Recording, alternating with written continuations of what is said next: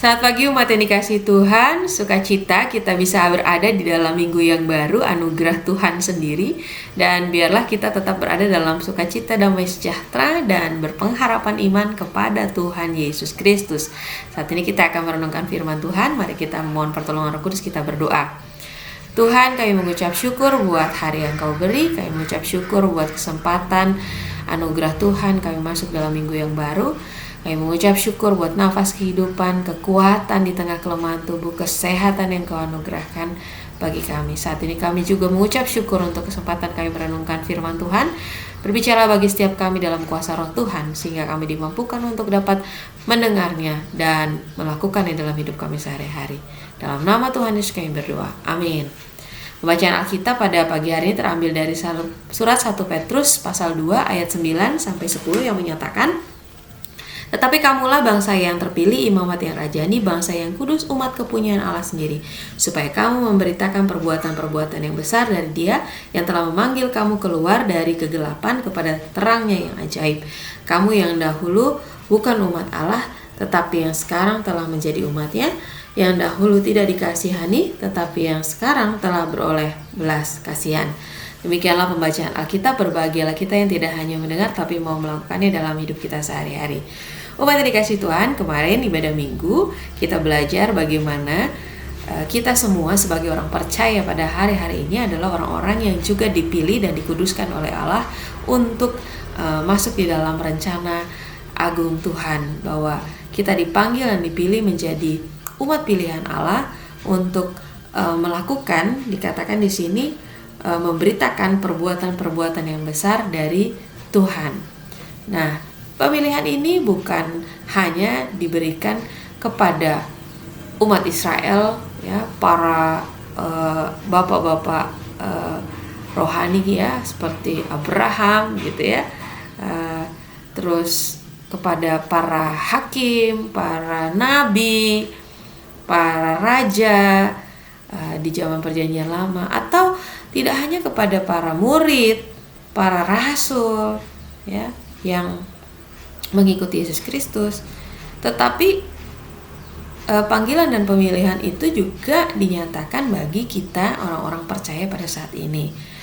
Ada kalanya Tuhan sudah menyatakan apa yang Tuhan kehendaki untuk kita lakukan, ya, seperti yang dikatakan di sini, supaya kamu memberitakan perbuatan-perbuatan yang besar dari Dia, ya. Jadi Dia, Tuhan, sudah menyatakan berkali-kali tentang perbuatan-perbuatan besar yang harus kita lakukan. Tapi terkadang kita gak peka, kita gak tahu, kita disibukkan dengan segala rencana-rencana kita, segala keinginan kita. Saya cerita sedikit tentang bagaimana pengalaman hidup saya, bahwa saya ini seperti Yunus, ya, yang senang lari kian kemari, ya, kesana kemari, ya, dan berada dalam argumentasi tentang pilihan-pilihan saya sendiri untuk apa yang saya kerjakan. Saya waktu itu memang sejak kecil senang baca firman, gitu ya.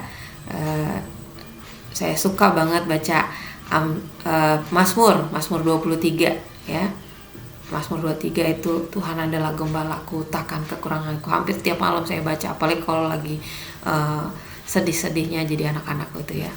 Saya sangat percaya bahwa Tuhan Yesus itu adalah gembalaku yang baik, gitu ya. Dan tapi waktu saya sering baca firman, saya tahu bahwa saya itu harus melayani Tuhan. Saya ingat waktu itu kelas 2 SMA, semakin teguh saya menyadari bahwa Tuhan sudah panggil saya untuk melayaninya.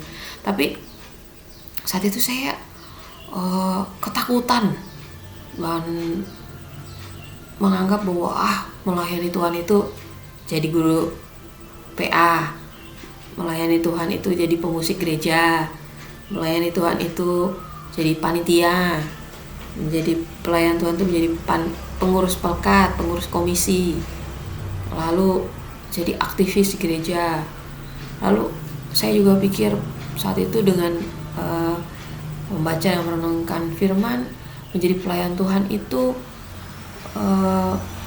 bekerja secara profesional, di bidangnya, menjadi orang yang berintegritas, memberitakan firman melalui pekerjaan. Menjadi pelayan Tuhan itu artinya menjadi saksi di tengah keluarga. Nah, saya tahu itu dan saya udah lakukan. Saya katakan sama Tuhan, jadi pelayan seperti itu Tuhan. Jadi menurut saya itu udah cukup. Tapi ternyata panggilan Tuhan atau pilihan Tuhan buat saya itu beda. Ya, makanya dikatakan perbuatan-perbuatan yang besar dari Dia, dikatakan di ayat ini. Saya selama perjalanan itu terus berlari, Tuhan, makanya bukan menjadi pendeta lah, nggak harus jadi pendeta. Itu. Namun setelah bergumul dan semakin dekat dengan Tuhan, semakin saya pahami, oh iya ya Tuhan ya, memang Tuhan panggil saya. Saya mulai menuliskan apa hal-hal sih yang meneguhkan ya, talenta apa yang saya miliki, hal apa yang membuat saya bersemangat melakukannya tanpa harus bersungut-sungut gitu ya. Ternyata saya senang sekali untuk itu dia, mengajar dan membagikan firman. Saya senang ketika orang berada di dalam kebenaran. Saya senang ketika orang hidup itu berpengharapan iman. Dan hal-hal itu ketika saya telusuri terus-menerus, itu yang membuat saya bersukacita dan bersemangat untuk tetap ada gitu ya. Nah, akhirnya setelah kuliah 3 tahun, bekerja 4 tahun, 7 tahun melanglang buana, baru saya putuskan untuk studi teologi, dan saya putuskan untuk menjadi pendeta di GPIB saat itu. Tapi setelah studi sekitar 5 tahun setengah saat itu, dan terus bergumul, di tengah jalan saya ragu lagi. Gak usah jadi pendeta Tuhan, jadi pelayan Tuhan udah cukup lah. Di gereja saya aktivis, udah belajar teologi kok, saya udah ngerti ya. Ternyata Tuhan bilang bukan itu ya. Saya katakan itu, Tuhan saya gak mungkin jadi pendeta deh, susah jadi pendeta, jadi dosen aja atau guru agama Kristen. Karena waktu itu saya berpikir saya suka mengajar, saya suka membagikan kebenaran, saya gak suka orang gak paham tentang Tuhan gitu. Tapi entah bagaimana saya terus diarahkan untuk masuk dalam rencananya Tuhan, masuk dalam blueprintnya Tuhan, yaitu menjadi hambanya. Makanya Bapak Ibu, kalau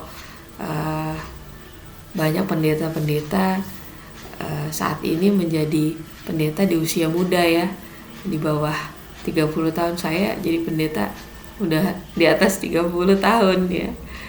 Karena apa? Udah berlari-lari kian kemari.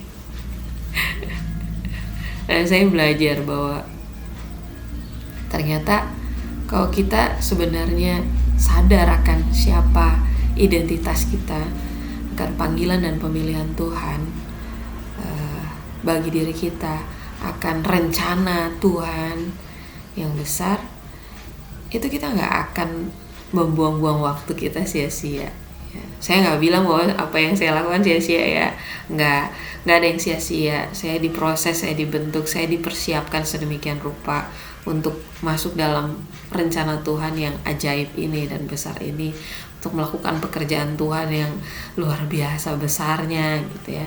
Dan dengan usia yang tidak remaja lah ya. Dan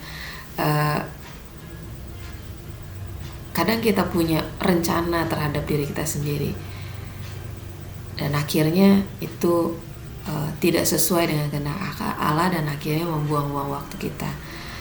Oleh karena firman Tuhan hari ini sebenarnya mau mengingatkan bagi kita sekalian bahwa identitas atau panggilan Allah, pemilihan Allah itu sangat penting dalam kehidupan orang percaya.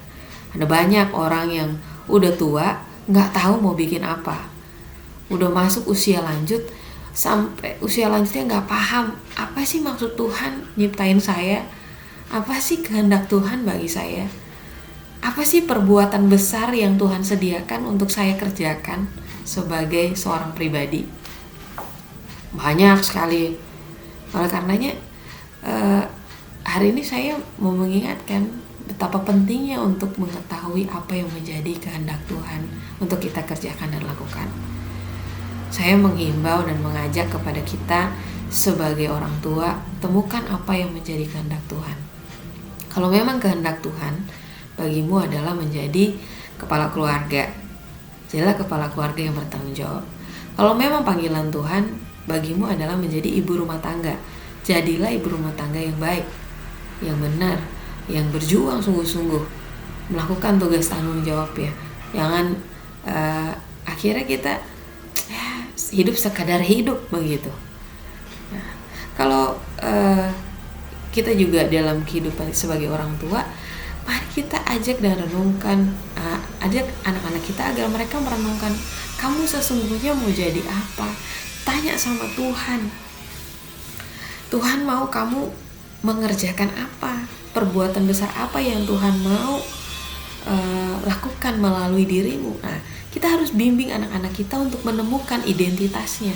Jangan sampai mereka tua, mereka nggak tahu mereka hidup untuk apa. Mereka nggak ngerti mereka hidup untuk melakukan apa. Ya setidaknya jangan sampai kayak saya. Saya menghabiskan waktu 7 tahun, 3 tahun kuliah sekuler, 4 tahun bekerja, ditambah 5 tahun kuliah dan persiapan vikaris 3 tahun ya. Jadi saya habisin 15 tahun proses persiapan menjadi hamba Tuhan ya. Sayang kan ya, Bapak Ibu, saya selalu himbau anak-anak muda sekarang untuk tahu apa yang Tuhan mau kerjakan di masa-masa hidupnya. Saya berpikir kalau dari 15 tahun yang lalu saya udah sekolah teologi ya, saya udah belajar banyak tentang firman Tuhan dan saya benar-benar menjalani panggilan Tuhan atas diri saya ya. Saya nggak tahu saya akan kayak apa sekarang gitu ya, tapi yang penting sekarang saya mau ingatkan bahwa jangan sampai anak-anak kita itu nggak paham apa rencana Tuhan yang besar bagi dirinya. Karena Tuhan mau setiap orang-orang yang dipilihnya, setiap orang-orang yang percaya kepadanya, dipilih untuk melakukan perbuatan-perbuatan yang besar dari Dia. Ajak anak-anak kita untuk menggumuli apa sebenarnya yang Tuhan mau. Mari kita sebagai orang tua bergumul apa yang Tuhan mau untuk kita lakukan sebagai orang tua.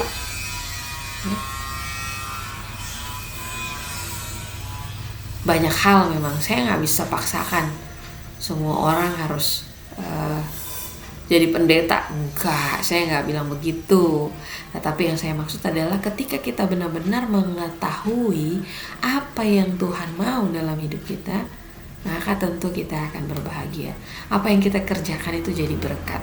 Apa yang kita kerjakan itu dengan tulus, ikhlas, tanpa pamrih, kita tetap kerjakan dengan setia ya, karena kita tahu itu yang Tuhan mau untuk kita kerjakan. Oleh karenanya pada saat ini mari kita sadari benar identitas kita sebagai orang-orang yang dipilih Tuhan, imamat rajani, umat pilihan Allah ya. Bahwa kita semua dipilih Tuhan, dipanggil Tuhan untuk melakukan perbuatan-perbuatan yang besar dari Dia.